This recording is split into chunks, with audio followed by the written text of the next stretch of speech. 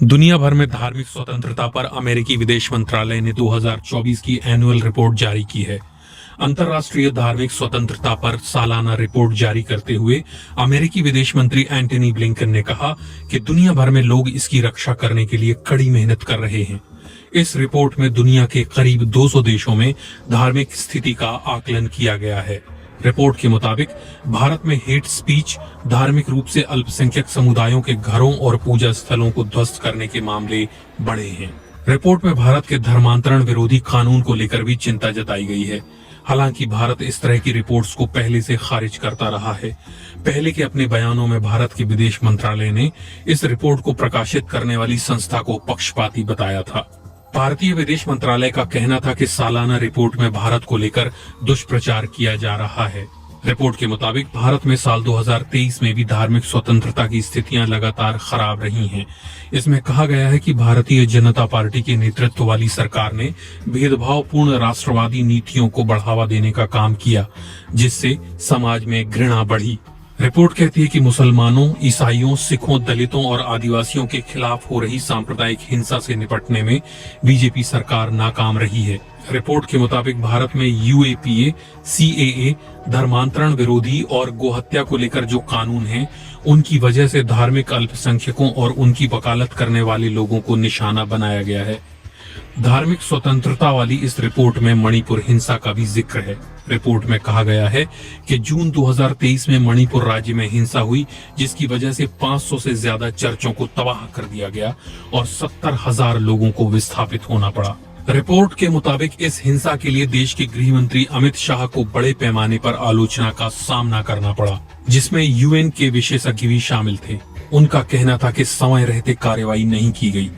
इसके अलावा मणिपुर में जारी हिंसा की वजह से देश के प्रधानमंत्री नरेंद्र मोदी को संसद में अविश्वास प्रस्ताव का सामना करना पड़ा।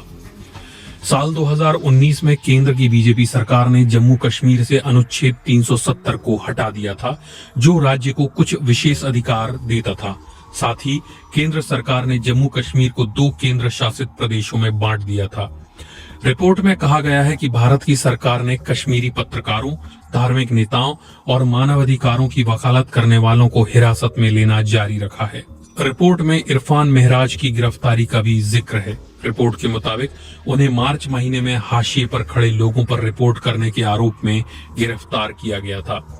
रिपोर्ट में कहा गया है कि साल 2023 में मुसलमानों और उनके धार्मिक स्थलों के खिलाफ हिंसा लगातार जारी रही है। रिपोर्ट के मुताबिक हरियाणा के मुस्लिम बहुल नूह में हिंदुओं की शोभा यात्रा के बाद जुलाई महीने में हिंसा भड़की, जिसमें हिस्सा लेने वाले तलवारें लहराते हुए मुस्लिम विरोधी नारेबाजी कर रहे थे।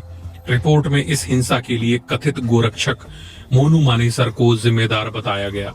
उन पर जनवरी महीने में कथित तौर पर गाय की तस्करी कर रहे 2 मुस्लिम युवकों की हत्या का आरोप है। इसमें कहा गया है कि मोनू मानेसर को बीजेपी से समर्थन मिला है, जो सार्वजनिक तौर पर लोगों से शोभा यात्रा में शामिल होने की अपील करते हैं। रिपोर्ट में उस घटना का भी जिक्र है जहां एक रेलवे गार्ड ने चलती ट्रेन में मुस्लिम लोगों की हत्या कर दी। इसके मुताबिक अभियुक्त ने पीड़ितों के नाम और धर्म पूछे और उसके बाद 3 लोगों की हत्या कर दी। रिपोर्ट में कहा गया है कि जिस भी न्यूज आउटलेट या एनजीओ ने धार्मिक अल्पसंख्यकों को लेकर बात की, उन पर FCRA के तहत सख्त निगरानी रखी गई।